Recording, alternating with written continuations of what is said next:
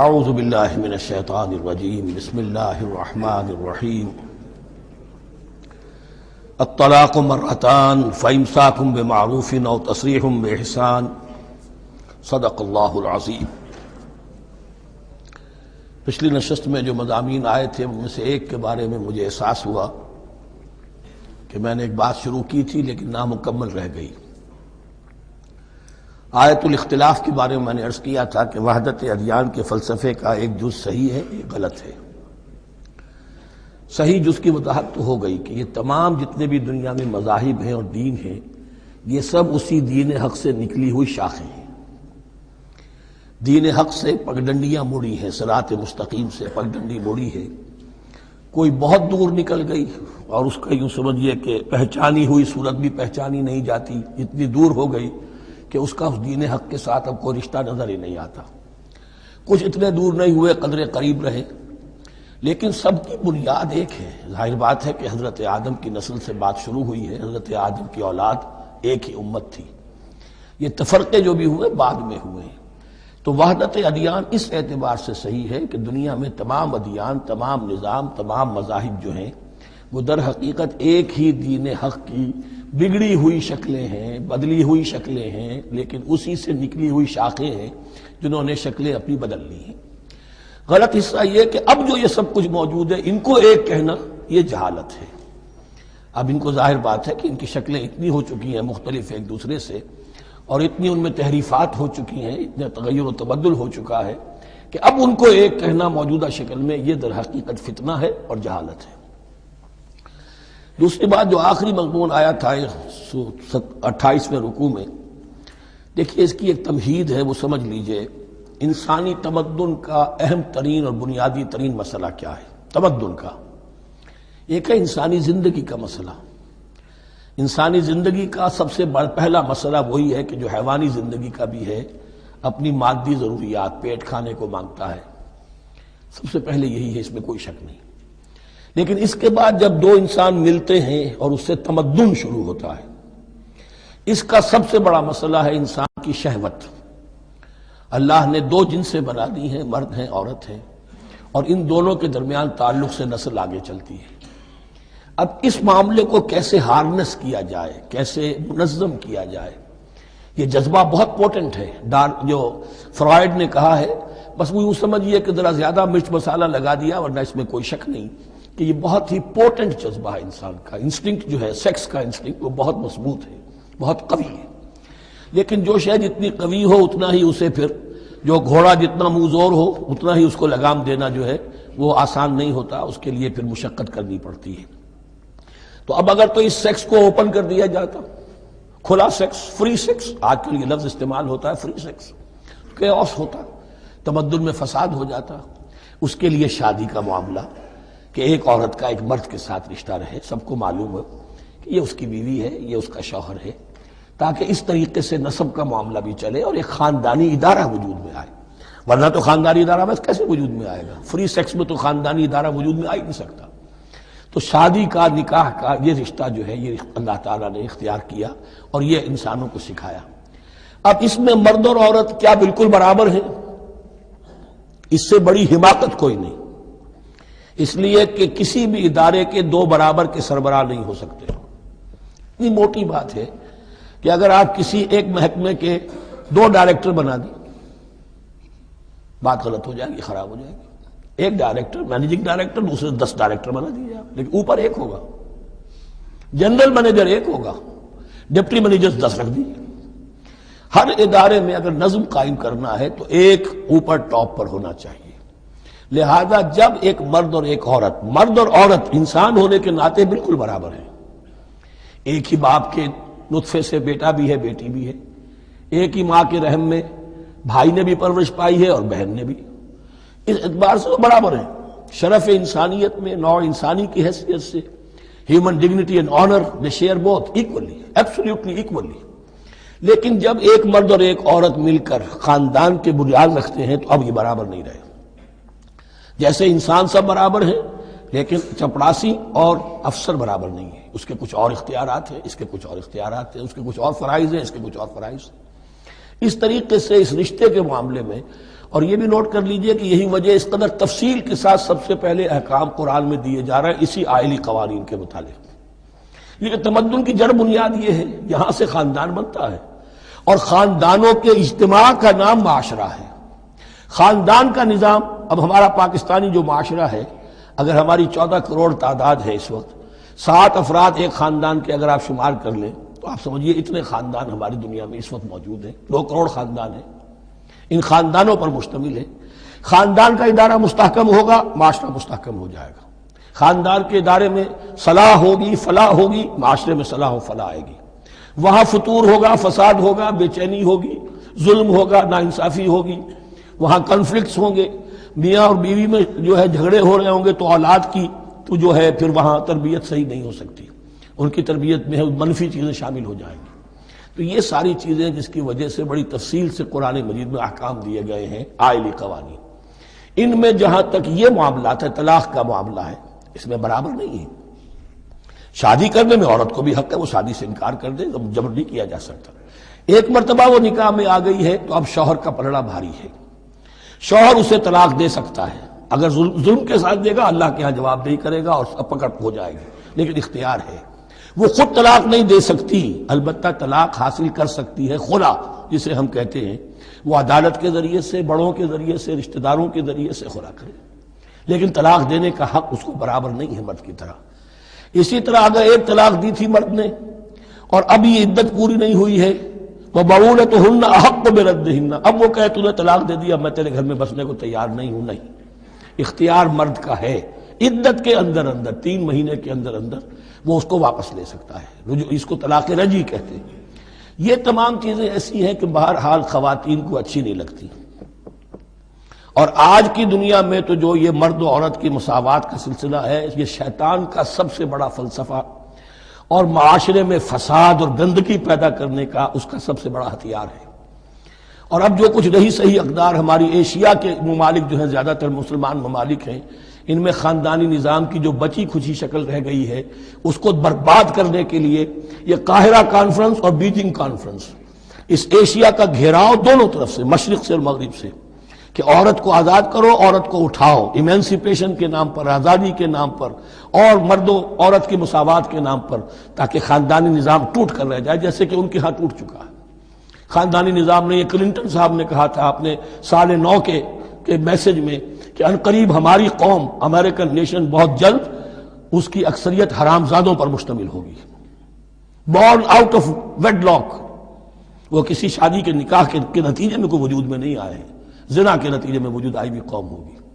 1 parent family رہ گئی ہے، ماں ہی باپ ہے اور وہی ماں ہے، اور وہ دونوں وہ جانتے ہی نہیں۔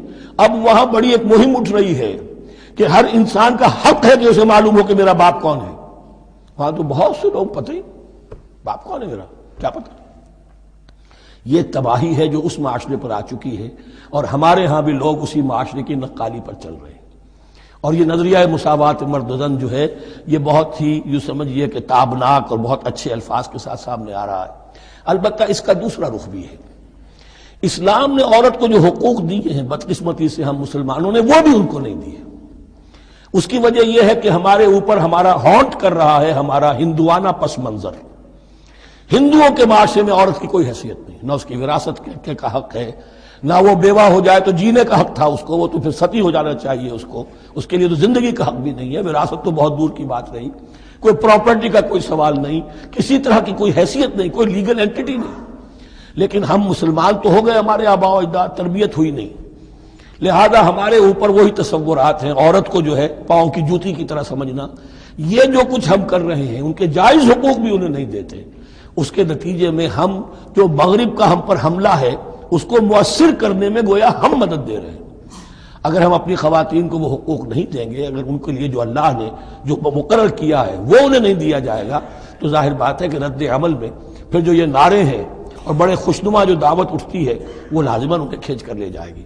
تو اس طرف بھی خیال رکھیے، اور ہمارے ہاں دیندار گھرانوں میں خاص طور پر یہ بات ہوتی ہے، اس کو سمجھنا چاہیے کہ عورتوں کے کیا حقوق ہیں، ان کی دلجوئی کتنی کرنی چاہیے۔ حضور نے کیا فرمایا ہے؟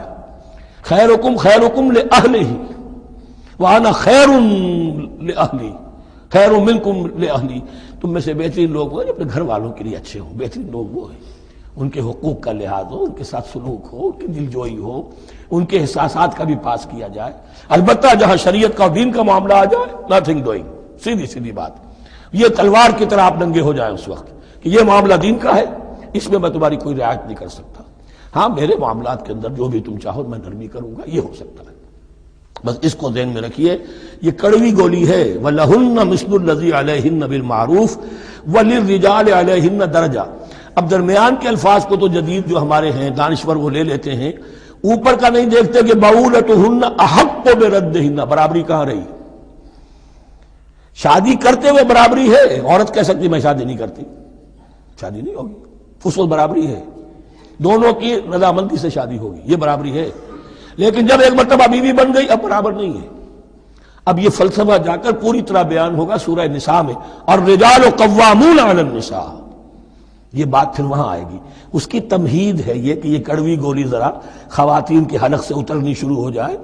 وَبَعُولَتُهُنَّ أَحَقُّ بِرَدِّهِنَّ، اور اسی طریقے سے وَلِلرِّجَالِ عَلَيْهِنَّ دَرَجَةٌ۔ البتہ اللہ نے جو ذمہ داریاں عورت کے حوالے کی ہیں، جس طرح کے اس کے فرائض ہیں ویسے ہی اس کے حقوق بھی ہیں، یہ ہے جو بات کہی جا رہی، لہن مثل الذی علیہن بالمعروف۔ اور یہ دنیا کا وہ اصول ہے کہ responsibilities and privileges they go together. کہیں آپ کا اگر ذمہ داری زیادہ تو حقوق اور اختیارات بھی زیادہ ہوں گے، ذمہ داری بہت ڈال دی، حقوق و اختیارات اتنے ہیں نہیں، آپ ذمہ داری ادا نہیں کر سکتے۔ جہاں ذمہ داری کم ہوگی وہاں حقوق و اختیارات بھی کم ہوں گے، یہ دونوں چیزیں پروپورشنیٹ چلتی ہیں۔ اب چلیے آگے، مجھے اندیشہ ہے کہ میں نے خاصا وقت اس میں لگا دیا۔ الطلاق مرتان، طلاق دو مرتبہ ہے، یعنی ایک شوہر کو دو مرتبہ طلاق دے کر اور رجوع کر لینے کا حق ہے۔ ایک دفعہ طلاق دی اور عدت کے اندر رجوع کر لیا، ٹھیک ہے، پھر طلاق دی اور عدت کے اندر رجوع کر لیا، ٹھیک ہے، تیسری مرتبہ طلاق دی اب رجوع نہیں کر سکتا۔ الطلاق مرتان، دو مرتبہ ہو سکتا ہے۔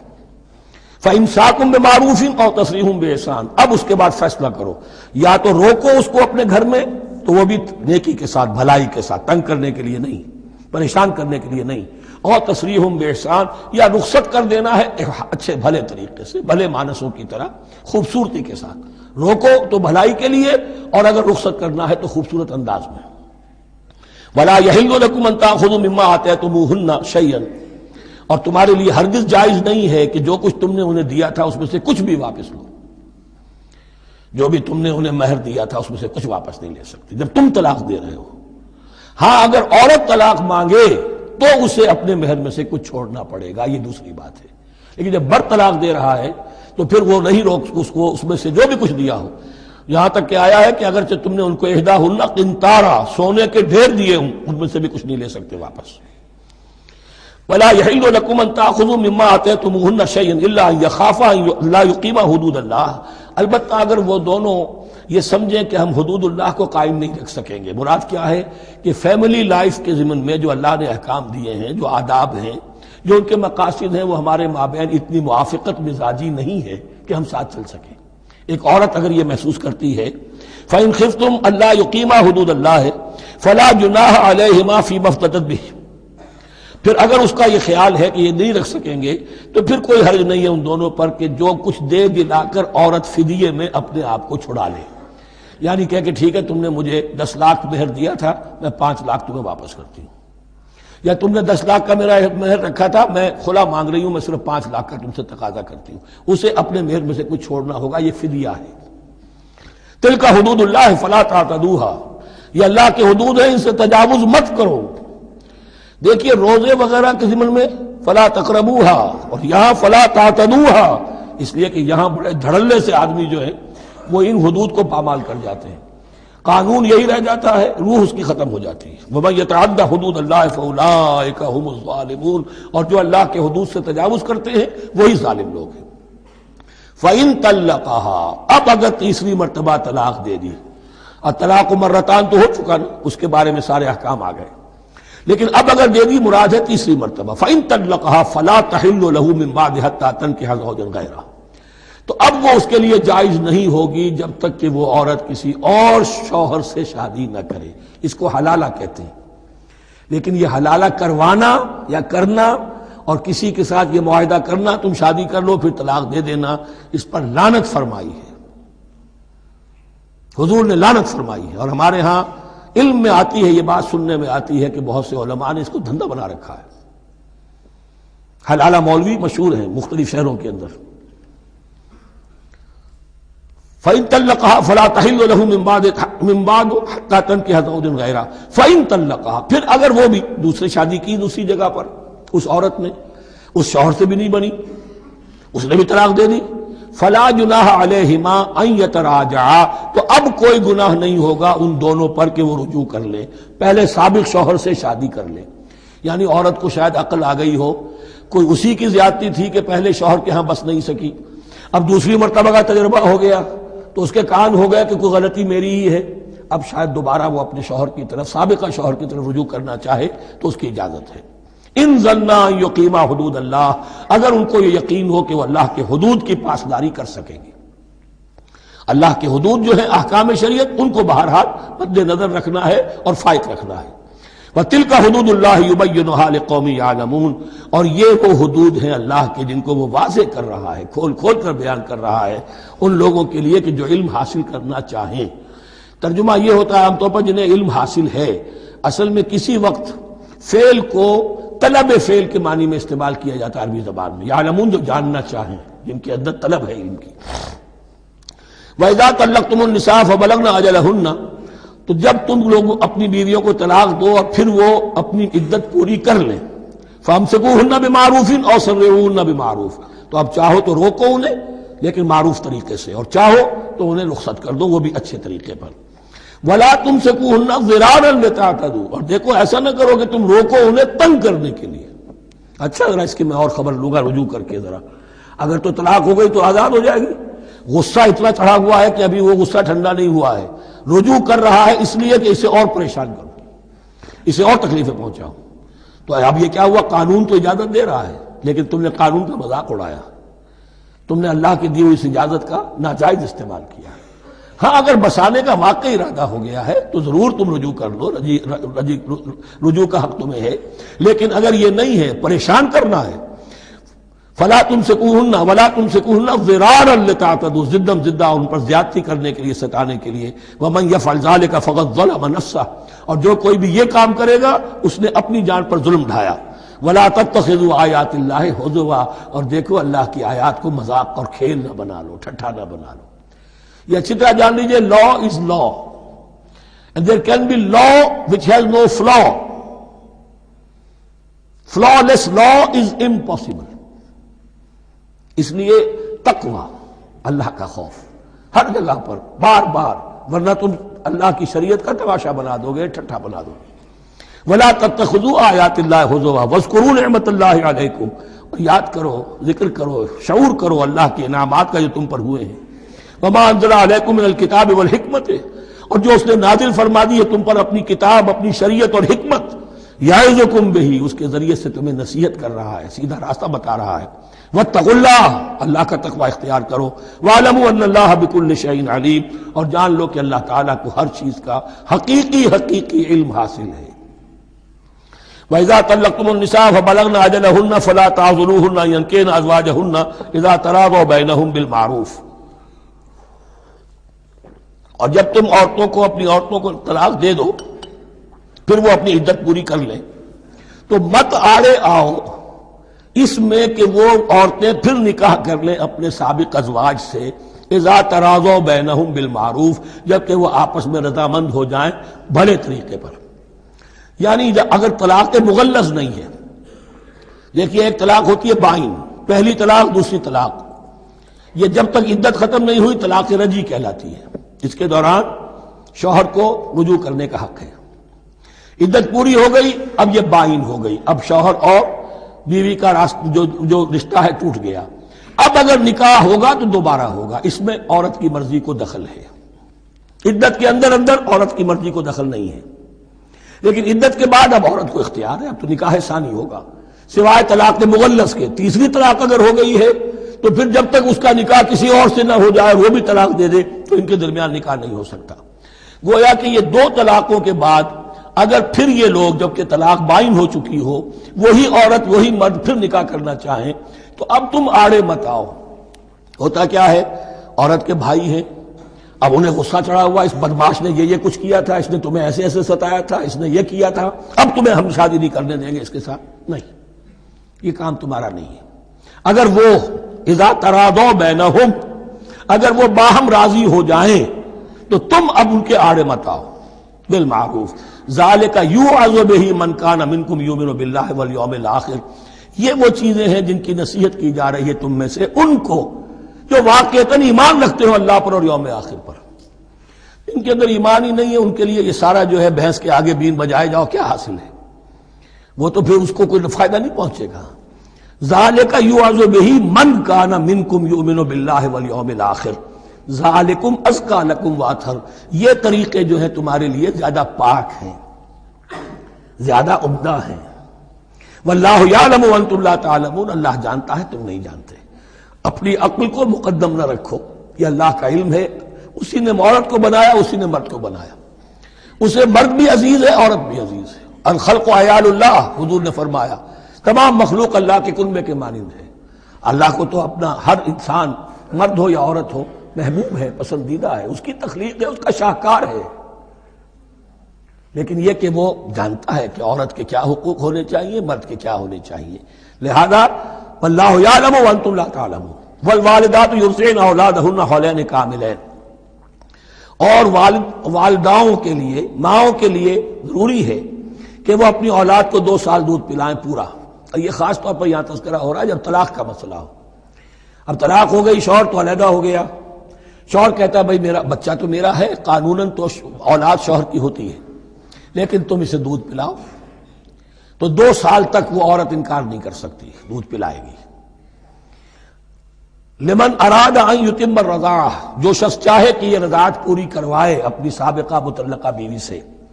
وعلی المولود لہ رزقہن وکسوتہن بالمعروف، لیکن اس عرصے کے لیے جس کی وہ اولاد ہے یعنی شوہر جو سابق ہے اس کے ذمے ہے اس کا رزق اور اس کا لباس، جسے ہم نان نفقہ کہتے ہیں۔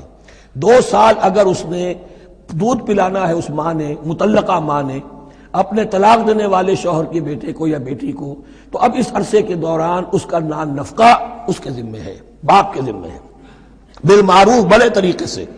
یعنی یہ کہ ایسا نہ ہو کہ ہے تو کروڑ پتی لیکن اب وہ اس کو بیوی کو مطلقہ کو وہ دینا چاہے نان نفقہ اپنی خادماؤں کی طرح کا، نہیں، وہ ہونا چاہیے معروف طریقے پر۔ لا تکلف نفس الا وسعها، کسی پر ذمہ داری نہیں ڈالی جاتی مگر اس کی وسعت کے مطابق۔ لا تضار والدۃ بولدہا، نہ تو تکلیف پہنچائی جائے والدہ کو اپنے بچے کی وجہ سے، ولا مولود لہ بولدہ، نہ جس کا وہ اولاد ہے، جس کا وہ بیٹا یا بیٹی ہے یعنی باپ، نہ اس کو تکلیف پہنچائی جائے۔ کوئی لا ضرر ولا ضرار، حضور کی حدیث ہے، دونوں کے ساتھ منصفانہ سلوک کیا جائے۔ وعلی الوارث مثل ذلک، اب فرض کیجئے وہ شخص جو تھا طلاق دینے والا وہ تو مر گیا، تو وارث کے ذمے، اس کا جو وارث ہے اس کے ذمے نان نفقہ رہے گا، اس کے اپنے مرحوم والد کی اگر اولاد اس کی کسی مطلقہ بیوی کے پاس ہے 2 سال تک دودھ پلانے کے لیے۔ فإن ارادا فصالا، اب یہ بھی ہو سکتا ہے کہ وہ دونوں جو ہے کہے کہ سب میں تو دودھ نہیں پلاتی، یا یہ کہ وہ شوہر چاہے ان تراض منہما، دونوں راضی ہو جائیں کہ میں دودھ نہیں پلواتی، آپ دودھ چھڑوا دیجئے۔ وتشاور، آپس میں رضامندی اور مشورت سے، فلا جناح علیہما، اس میں بھی کوئی حرج نہیں۔ اگر دودھ چھڑوانا چاہیں، وہ کسی اور سے دودھ پلوانا چاہتے ہیں، کوئی دایا رکھ لی ہے اس سے دودھ پلوانا چاہتا ہے، ٹھیک ہے، لیکن ہونا چاہیے جبر نہ ہو، ماں پر جبر نہ ہو۔ ان تراض منہما، دونوں کی رضامندی سے، وتشاور، اور مشورے سے، فلا جناح علیہما، تو پھر ان دونوں پر کوئی حرج نہیں ہے۔ اذا سلمتم ما آتیتم بالمعروف، جب کہ تم اس کی ماں کو وہ سب کچھ دے دو جس کا کہ تم نے اسے وعدہ کیا تھا۔ یہ نہ ہو کہ نان نفقے کو بچانے کے لیے اب تم کہو درمیان میں کہ چھوڑو جی مجھے تو سستی عورت مل رہی ہے دودھ پلا سکتی ہے، نہیں جی کون سا؟ وَإِنْ أَرَدْتُمْ أَن تَسْتَرْضِعُوا أَوْلَادَكُمْ فَلَا جُنَاحَ عَلَيْكُمْ، اگر تم چاہو کسی اور سے اب دودھ پلوانا، رضاعت کروانا، تو اس میں بھی کوئی حرج نہیں۔ فَلَا جُنَاحَ عَلَيْكُمْ إِذَا سَلَّمْتُمْ مَا آتَيْتُمْ بِالْمَعْرُوف، جبکہ ان کی ماں، اس کی ماں کو تم دے چکو جو کچھ کہ تم نے طے کیا تھا معروف اور بھلے طریقے پر. واتقوا اللہ، اور اللہ کا تقوی اختیار کرو. واعلموا ان اللہ بما تعملون بصیر، اور جان لو کہ جو کچھ تم کر رہے ہو اللہ اسے دیکھ رہا ہے. والذین یتوفون منکم ویذرون ازواجا، اور وہ کہ جو تم میں سے وفات پا جائیں اور وہ چھوڑ جائیں بیویاں. یتربصن بانفسہن، اب یہ عدت جو تھی، ایک تھی طلاق کی عدت، وہ 3 ماہواریاں آ جانا، 3 مہینے اندازن، اور ایک ہے جو فوت ہو گیا. اور بیوہ کی عدت کیا ہے؟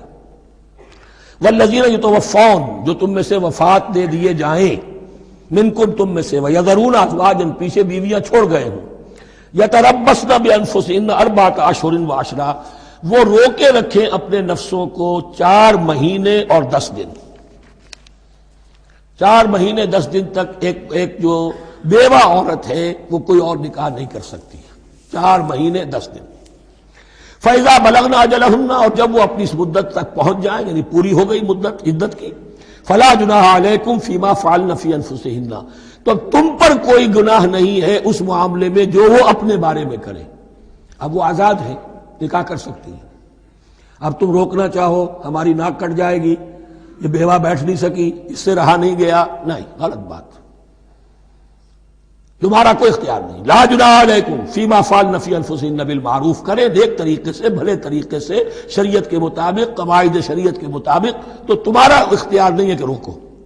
واللہ بما تعملون خبیر، اور جو کچھ تم کر رہے ہو اللہ اس سے باخبر ہے. ولا جناح علیکم فیما عوضتم بہ من خدمۃ النساء واکننتم فی انفسکم، اب یہ انہی بیواؤں کا ذکر ہو رہا ہے.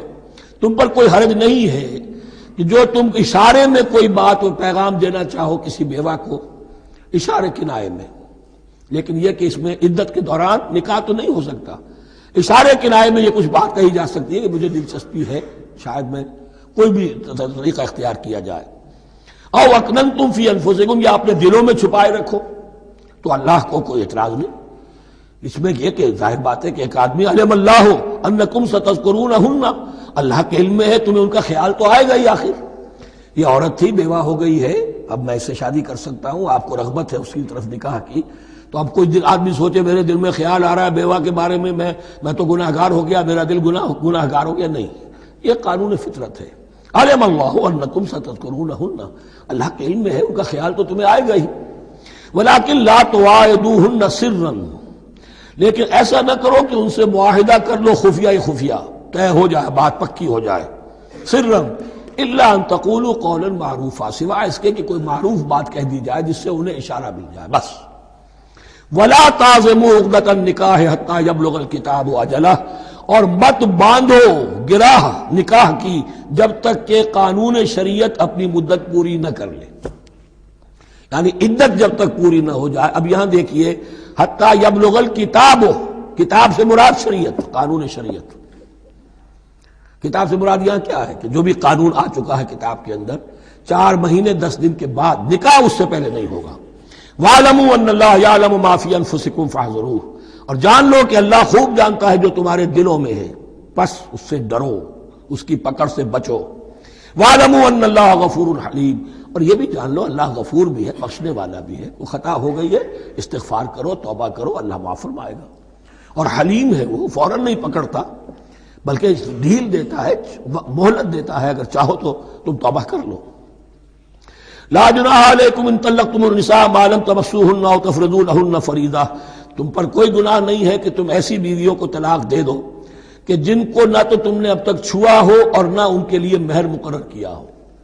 یہ ہو جاتا تھا نکاح جو ہے بچپن میں بھی کر دیے جاتے تھے، لیکن ابھی کوئی نوبت نہیں آئی ہے، نکاح تو ہو گیا لیکن نہ کوئی مہر مقرر ہوا ہے، نہ کوئی ان کی ملاقات ہوئی ہے.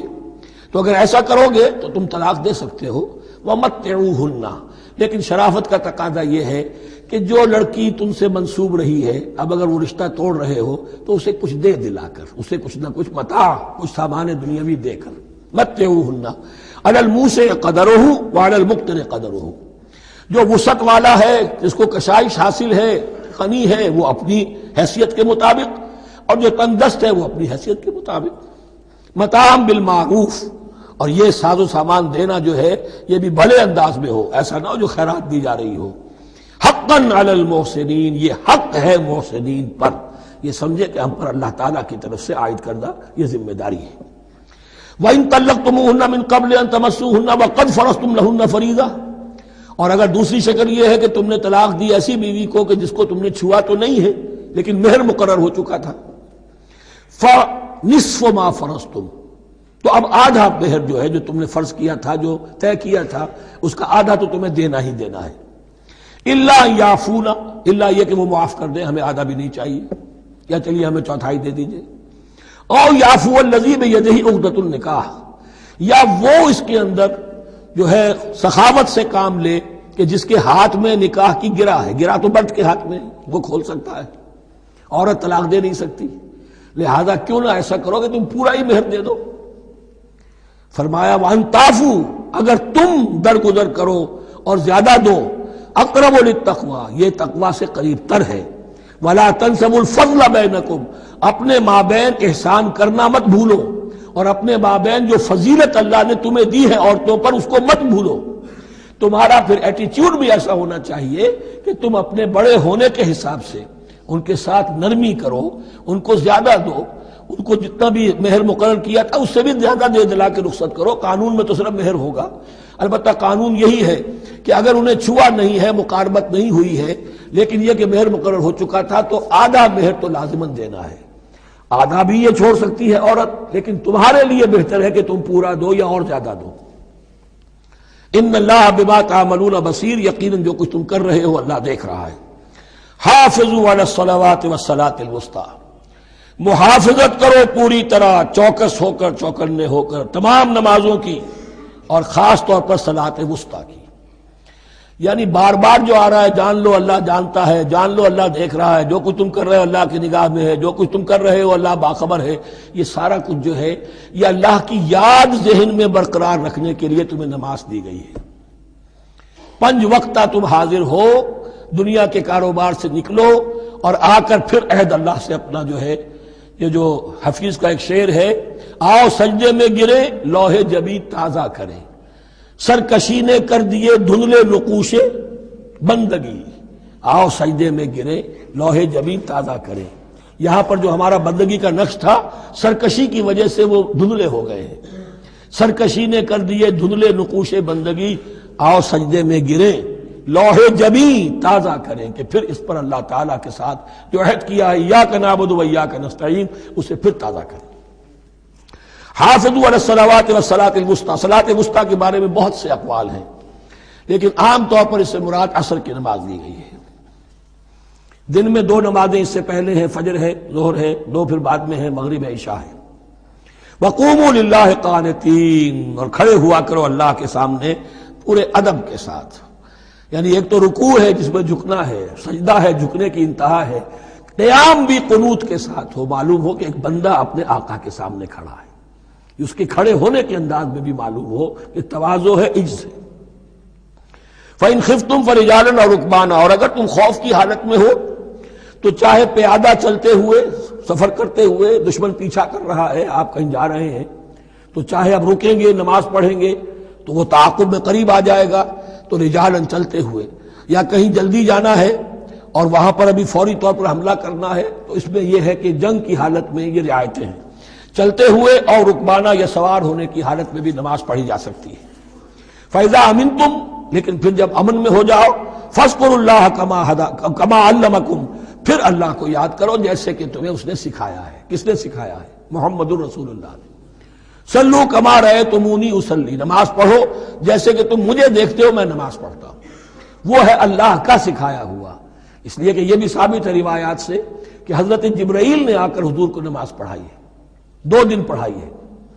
ایک دن 5 نمازیں اول وقت میں پڑھائیں، دوسرے دن 5 نمازیں آخری وقت میں پڑھائیں، اور بتا دیا کہ ان نمازوں کا وقت ان اوقات کے دوران ہے۔ تو معلم جو ہے حضور کے نماز کے معاملے میں حضرت جبرائیل ہے، اور اب حضور جو ہے پوری امت کے لیے معلم ہے۔ فَإِذَا أَمِنْتُمْ فَاذْكُرُوا اللَّهَ كَمَا عَلَّمَكُم مَّا لَمْ تَكُونُوا تَعْلَمُونَ، جو کہ تم نہیں جانتے تھے اللہ نے تمہیں سکھایا ہے۔ وَالَّذِينَ يَتَوَفَّوْنَ مِنكُمْ وَيَذَرُونَ أَزْوَاجًا، اور پھر دوبارہ لوٹ کر معاملہ آ رہا ہے بیواؤں کا، اور جو لوگ تم میں سے وفات دے دیے جائیں اور وہ چھوڑ جائیں پیچھے بیویاں، وصیۃ لازواجہم متاعا الی الحول غیر اخراج، تو ان کی بیویوں کے لیے وصیت لازماً، اپنی بیویوں کے لیے وصیت لازماً کریں 1 سال تک کے لیے نان نفقے کی، اور بغیر اس کے کہ انہیں گھروں سے نکالا جائے۔ اب یوں سمجھیے اس کو، ایک شخص فوت ہوا، 4 بیویاں ہیں، ایک کے ہاں اولاد تھی، بیٹا تو اسی کا ہے، باقی 3 تو اس کی جو ہیں سوتیلی مائیں ہیں۔ ایک ماں کو تو وہ اپنی ماں سمجھ کر اس کی خدمت کرے گا، باقی 3 کو لائبلٹی سمجھے گا۔ تو فرمایا ایسا نہ ہو کہ فوراً نکال دو کہ جاؤ اپنا راستہ لو، جس سے تمہاری شادی تھی وہ گیا۔ 1 سال کے لیے انہیں گھر سے نہ نکالا جائے اور ان کا نان نفقہ دیا جائے۔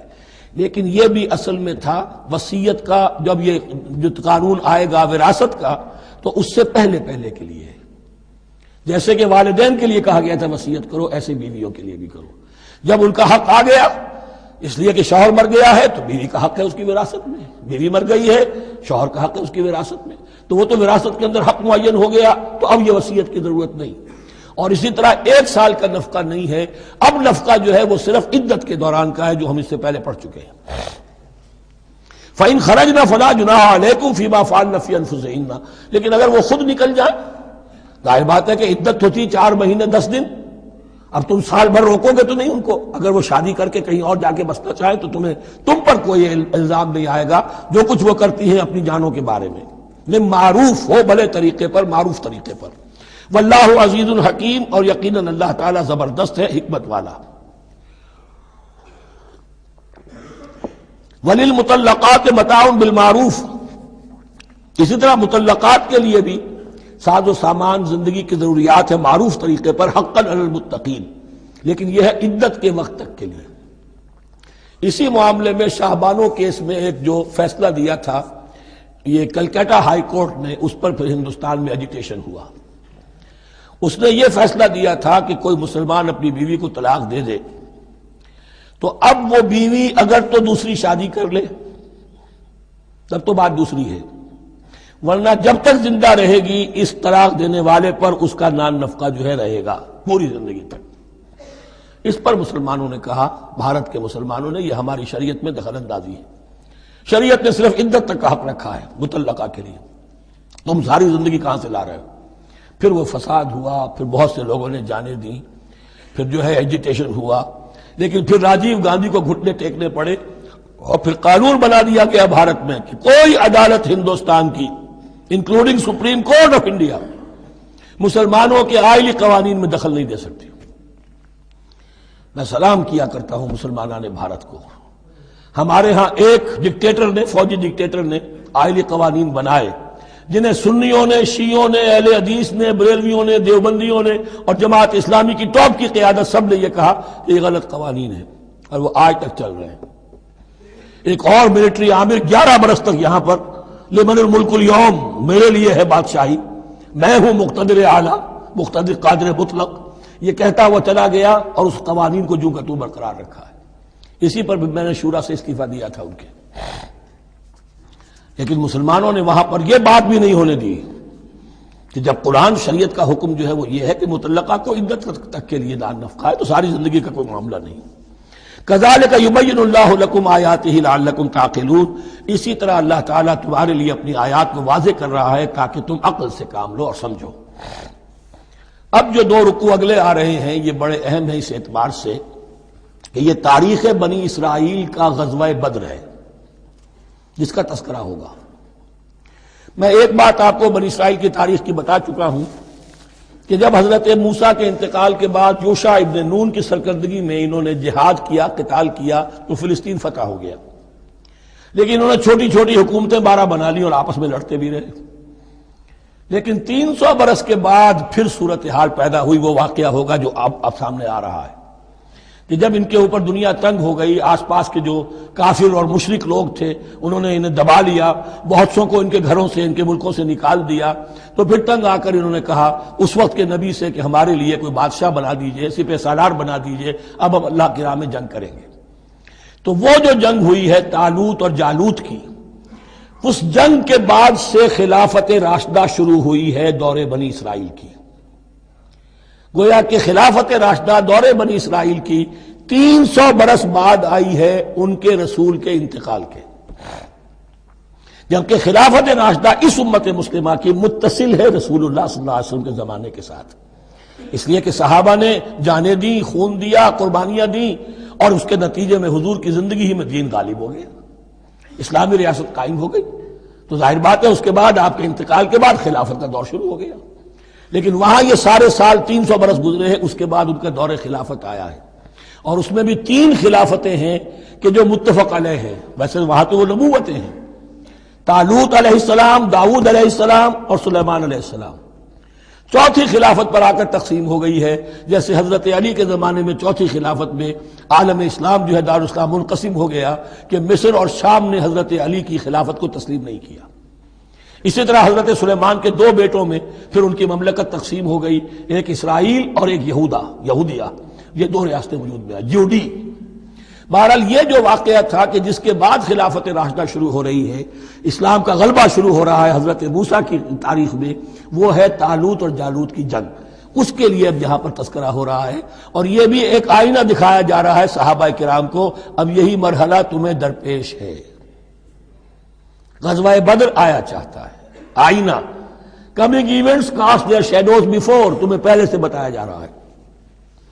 الم تر الی الذین خرجوا من دیارہم، کیا تم لوگوں نے غور نہیں کیا، کیا تم نے غور نہیں کیا ان لوگوں کے حال پر کہ جو نکل گئے اپنے گھروں سے، وہم الوف، جبکہ وہ ہزاروں کی تعداد میں تھے، حذر الموت، موت سے ڈر کی وجہ سے، یعنی جب کفار اور مشرکین نے غلبہ کر لیا ان پر اور بہت سے ملکوں سے یہ بھاگے اپنے ملک چھوڑ کر، فقال لهم اللہ موتوا، تو اللہ نے ان سے کہا کہ مر جاؤ، ثم احیاہم، پھر انہیں زندہ کیا۔ یہاں یہ بھی ہو سکتا ہے مراد کہ فی الواقع یہ عمل ہوا ہو، اور یہ بھی مراد ہو سکتا ہے جیسے قوم مر جاتی ہے لیکن پھر اس کا نشأت ثانیہ ہو جاتی ہے، پھر اللہ نے ان کے اندر ایک جذبہ پیدا کر دیا۔ یعنی یہاں پر مرنا اور احیاء جو ہے وہ معنوی ہو، روحانی ہو، اخلاقی ہو، وہ بالفعل جسدی نہ ہو، لیکن اللہ کے اختیار سے باہر نہیں، اس کی قدرت میں ہے، سب کو مار کر بھی دوبارہ جلا سکتا ہے۔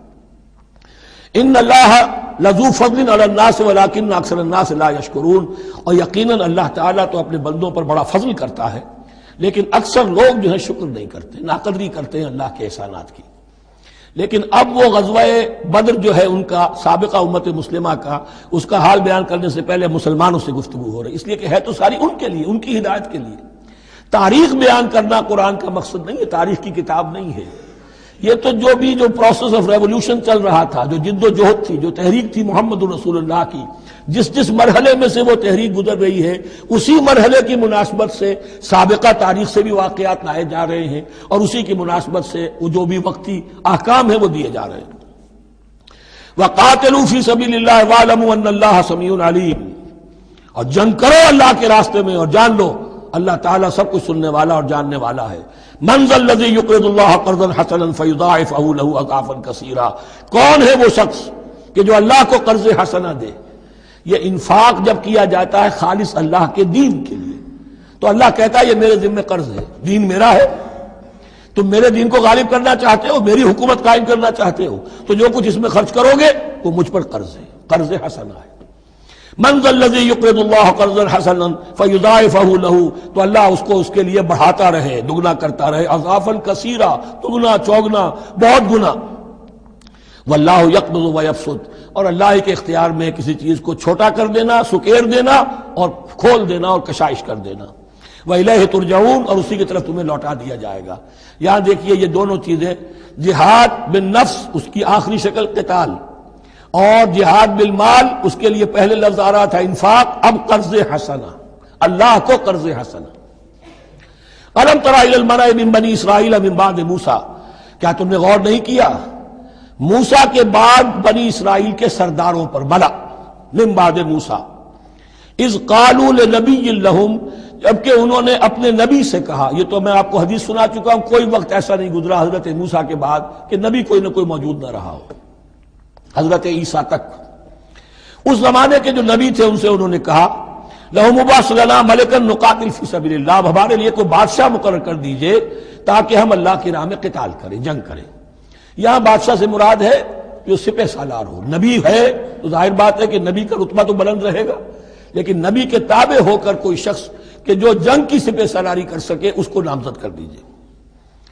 قال هل عصیتم ان کتب علیکم القتال الا تقاتلوا، جو نبی تھے، یہ سیموئیل نبی تھے، سموئیل، یہ آپ اولڈ ٹیسٹمنٹ میں پڑھیں گے، سیموئیل نبی، انہوں نے کہا کہ اس کا بھی اندیشہ ہے کہ جب جنگ فرض کر دی جائے اللہ تو قاتلوا، پھر تم جنگ نہ کرو، یعنی ابھی تو بڑے تمہارے دعوے ہیں، بہادری دکھا رہے ہو، بڑا جوش و خروش ہے، کہیں ایسا تو نہیں ہوگا کہ ادھر سے میں اللہ تعالیٰ سے اجازت بھی لوں جنگ کی اور تمہارے لیے کوئی سپہ سالار یا بادشاہ بھی بنا دوں اور پھر تم جنگ سے نکترا جاؤ۔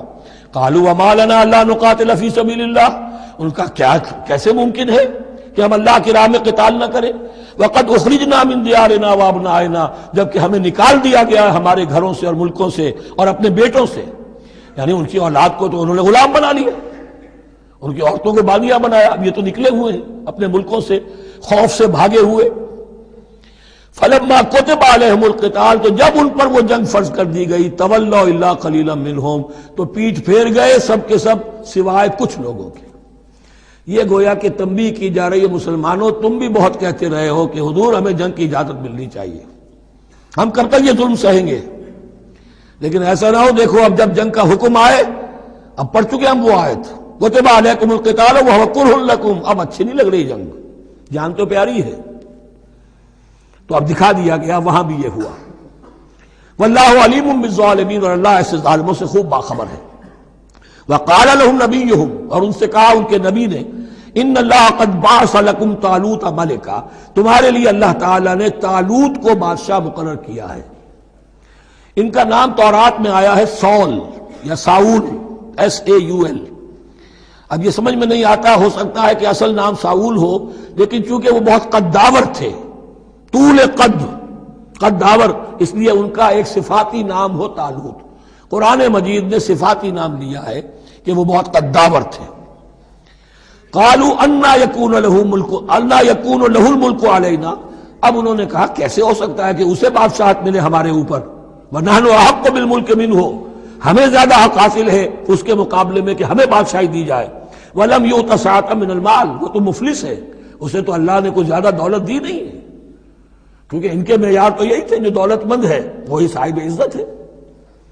قال ان اللہ اصطفاہ علیکم، اب نبی نے کہا اب جو چاہو کہو، اللہ نے اس کو چن لیا ہے تم پر، یہ فیصلہ اب ہو چکا، اللہ کا فیصلہ ہے، ڈیوائن ججمنٹ ہے، ڈیوائن ڈیسیژن ہے، کین ناٹ بی ریووکڈ۔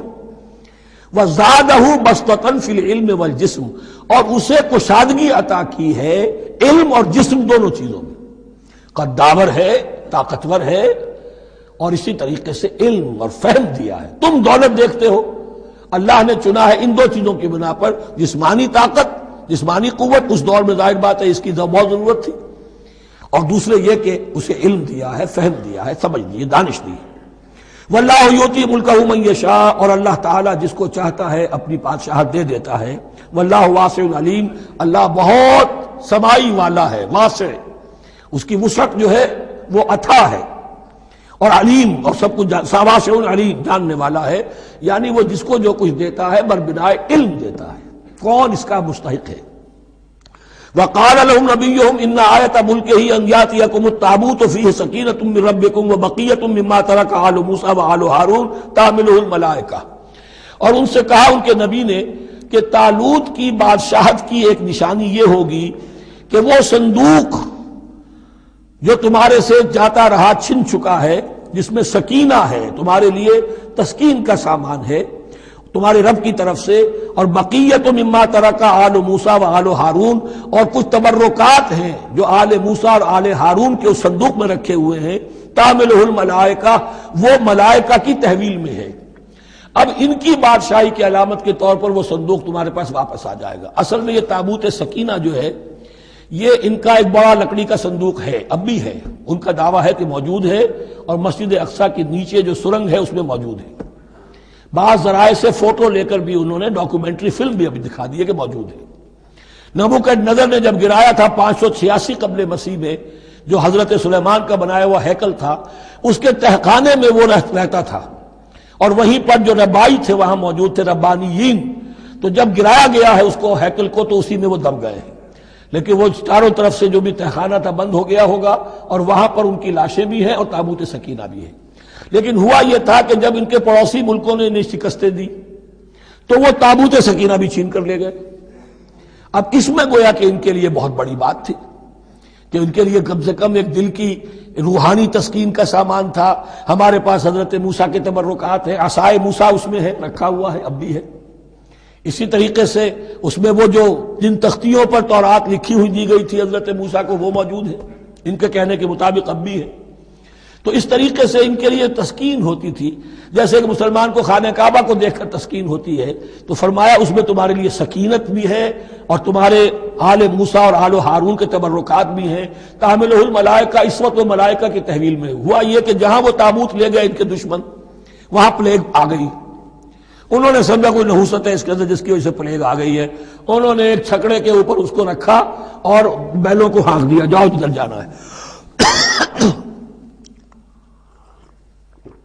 تو حضرت سموئیل نے ان سے کہا کہ طالوت کا اللہ کی طرف سے نامزد کیے جانا ایک علامت اس کی یہ ہوگی کہ وہ تمہاری تسکین کا سامان جو تم سے چھن گیا تھا، ان کے عہد عمارت میں یا ان کے عہد ملوکیت میں تمہیں واپس مل جائے گا، اور وہ فرشتوں کی تحویل میں ہے. تو ایک روز وہ چھکڑا جو ہے وہ لیے ہوئے وہ تابوت ان کے ہاں پہنچ گیا. ان فی ذلک لآیۃ لکم ان کنتم مؤمنین، یقیناً اس میں تمہارے لیے نشانی ہے اگر تم ماننے والے ہو. فلما فصل طالوت بالجنود، اب جب حضرت طالوت اپنے لشکروں کو لے کر چلے، ان میں سے جو لوگ تو انکار کر گئے رہ گئے، جو لوگ چلے ساتھ ان کو لے کر چلے. قال ان اللہ مبتلیکم بنہر، انہوں نے فرمایا اپنے لشکر والوں سے اللہ تعالیٰ تمہاری ایک آزمائش کرے گا ایک نہر سے، دریا سے. یہ جو ہے جارڈن ریور جارڈن، اس کو کراس کر کے پھر حملہ کرنا تھا.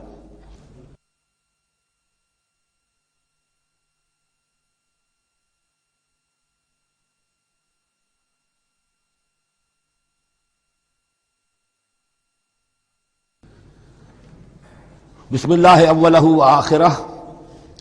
فلما فصل طالوت بالجنود، تو جب طالوت اپنے لشکروں کو لے کر چلے، قال ان اللہ مبتلیکم بنہر، تو انہوں نے کہا کہ اللہ تعالیٰ تمہاری آزمائش کرے گا ایک دریا سے، یعنی دریائے اردن. فمن شرب منہ فلیس منی، جو اس میں سے پیٹ بھر کر پانی پیے گا وہ مجھ میں سے نہیں ہے. ومن لم یطعمہ فانہ منی، جو اس میں سے پانی نہیں پیے گا وہ میرا ساتھی ہے. الا من اغترف غرفۃ بیدہ، سوائے اس کے کہ کوئی صرف اپنے چلو سے اور وہ کچھ وہ ایک گھونٹ لے لے. یہ اصل میں ہر کمانڈر کے لیے ضروری ہوتا ہے کہ کسی بھی بڑی جنگ سے پہلے اپنے ساتھیوں کا مورال دیکھے، ڈسپلن کی حالت دیکھے. تو جیسے حضور نے بھی غزوہ بدر سے قبل مشاورت کی تھی کہ مسلمانوں ایک لشکر آ رہا ہے جنوب سے کیل کانٹے سے لیس، اور ایک قافلہ آ رہا ہے شمال سے، اور اللہ نے ان دو میں سے ایک کا وعدہ کیا تمہیں ضرور ملے گا، بتاؤ کدھر چلے. اندازہ ہو گیا کچھ لوگ جو کمزوری دکھا رہے تھے انہوں نے کہا چلے جی پہلے قافلہ لوٹ لیں، اور جو لوگ تھے باہمت انہوں نے کہا جو حضور آپ کی ارادہ ہو، جو آپ کا منشا ہو. تو یہاں بھی انہوں نے اس سے ٹیسٹ کیا ہے کہ آیا وہ میرے حکم کی پابندی کرتے ہیں یا نہیں کرتے. فشربوا منہ، تو ان سب نے بہتوں نے پیا اس میں سے خوب جی بھر کر. الا قلیلا منہم، سوائے ان میں سے بہت کم تعداد میں. فلما جاوزہ ہوا والذین آمنوا معہ، تو جب گزرے اس دریا کے پار اترے وہ اور وہ لوگ جو ان کے ساتھ ساتھی اب اہل ایمان رہ گئے تھے. یعنی پہلی سکریننگ پہلے ہو چکی تھی جو قتال ہی کے منکر ہو گئے تھے، اور اس کے بعد دوسری ہو گئی ہے کہ جو اس چھلنی میں سے نہیں نکل سکے، وہ پانی پی کر بے سدھ ہو گئے. یہ ایسا ہی ہے جیسے غزوہ احد میں حضور صلی اللہ علیہ وسلم کے ساتھ 1000 آدمی مدینے سے نکلے تھے اور پھر عین وقت پر 300 آدمی ساتھ چھوڑ کر چلے گئے. تو جب انہوں نے دریا پار کر لیا انہوں نے اور ان کے ساتھی اہل ایمان نے، قالوا لا طاقت لنا اليوم بجالوت وجنودہ، تو انہوں نے کہا کہ ہمارے اندر تو واقعتاً طاقت نہیں ہے کہ ہم جالوت کا اور اس کے لشکروں کا مقابلہ کر سکیں.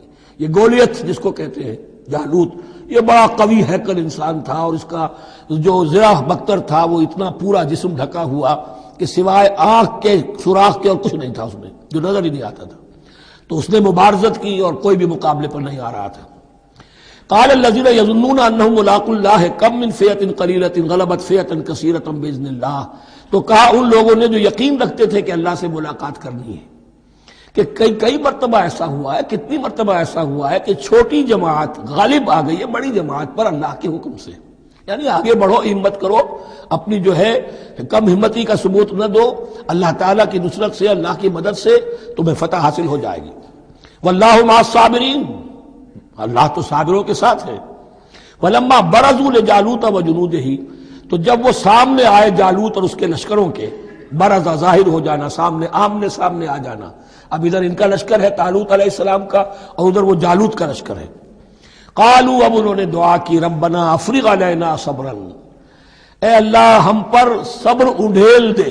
یہ افرغ کا لفظ ہوتا ہے کسی برتن سے پانی اس طرح گرا دینا کسی کے اوپر کہ وہ برتن خالی ہو جائے، گھڑوں پانی ڈال دینا یا کچھ اور برتن میں سے۔ افرغ علینا صبرا، ہم پر صبر انڈھیل دے، صبر کی بارش فرما دے۔ ربنا افرغ علینا صبرا وثبت اقدامنا، اور ہمارے قدموں کو جما دے، وانصرنا علی القوم الکافرین، اور ہماری مدد فرما ان کافروں کے مقابلے میں۔ یہی دعا گویا کہ تلقین کی جا رہی ہے اہل ایمان کو کہ جب بدر کے موقع پر تمہارا مقابلہ ہوگا تو تمہیں یہ دعا کرنی چاہیے۔ فَهَزَمُوهُمْ بِإِذْنِ اللَّهِ، تو انہوں نے بھگا دیا ان کو اللہ کے حکم سے، اللہ کے اذن سے، اللہ کی مشیت سے۔ وَقَتَلَ داود جالوت، اور قتل کیا جالوت کو داود نے۔ یہ داود جو ہے تورات سے معلوم ہوتا گڈریے تھے، جنگلوں میں رہتے تھے اپنی بھیڑیں بکریاں لے کر، اور ان کے پاس ایک گوپیا ہوتا تھا، اس گوپیے کے اندر پتھر رکھ کر اس کو گھما کر وہ مارتے تھے، لیکن نشانہ اتنا صحیح تھا کہ اس سے وہ کہتے تھے کہ میں شیروں کے جبڑے توڑ دیتا ہوں۔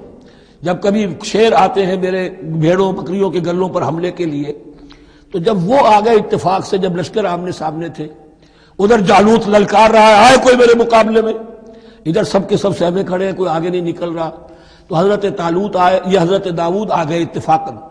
کہا معلوم ہوا کیا سچویشن ہے، یہ ہے کہ اچھا ٹھیک ہے، میں اس غیر مختون کا میں معاملہ کرتا ہوں، اس لیے کہ یہ ان کے یہاں سب سے بڑی گالی تھی۔ حضرت ابراہیم کی ملت میں ہے ختنہ، اور یہ جو کفار اور مشرک تھے ان کے ہاں ختنہ نہیں تھی، تو نامختون ہونا ان کے ہاں یہ سب سے بڑی گالی تھی۔ اس نامختون کا پھر جو ہے میں اس کو کیفر کردار تک پہنچاؤں گا، میرے پاس یہ گوپیا ہے اور میں تو شیروں کے جبڑے توڑ دیا کرتا ہوں۔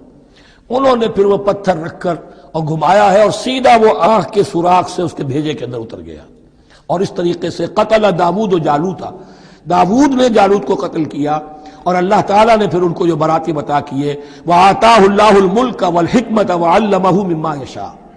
ایک تو یہ کہ طالوت علیہ السلام نے اپنی بیٹی کا نکاح ان سے کر دیا، داماد ہو گئے، اور پھر انہی کو وارث بنایا، یہ بادشاہ ہوئے۔ اللہ نے ان کو ہی ملک دیا، حکومت دی، بادشاہت دی، اور حکمت بھی دی، نبوت بھی دی، یہ دونوں اعتبارات سے ان کو اللہ تعالیٰ نے سرفراز فرمایا۔ وَعَلَّمَهُ مِمَّا يَشَاءُ، اور پھر اسے سکھایا جو کچھ کہ اللہ نے چاہا۔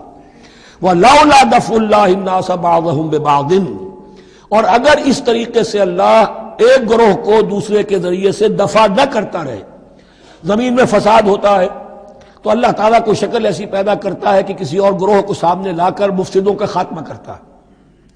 اگر ایسا نہ ہوتا، وَلَوْلَا دَفْعُ اللَّهِ النَّاسَ بَعْضَهُمْ بِبَعْضٍ لَفَسَدَتِ الْأَرْضُ، تو زمین میں فساد ہی فساد پھیل گیا ہوتا۔ اللہ تعالیٰ نے ان جنگوں کے ذریعے سے ہر بڑا فرعون جو آتا، ہر فرعون موسیٰ، اللہ تعالیٰ نے کوئی نہ کوئی اس کے لیے علاج تجویز کیا ہوا ہے۔ وَلَوْلَا دَفْعُ اللَّهِ النَّاسَ بَعْضَهُمْ بِبَعْضٍ لفسدت الارض ولكن اللہ ذو فضل علی العالمین، لیکن اللہ تعالیٰ تو تمام جہانوں پر بڑا فضل کرنے والا ہے۔ تلک آیات اللہ نتلوها علیک بالحق، یہ اللہ کی آیات ہیں جو ہم پڑھ کر آپ کو سنا رہے ہیں حق کے ساتھ۔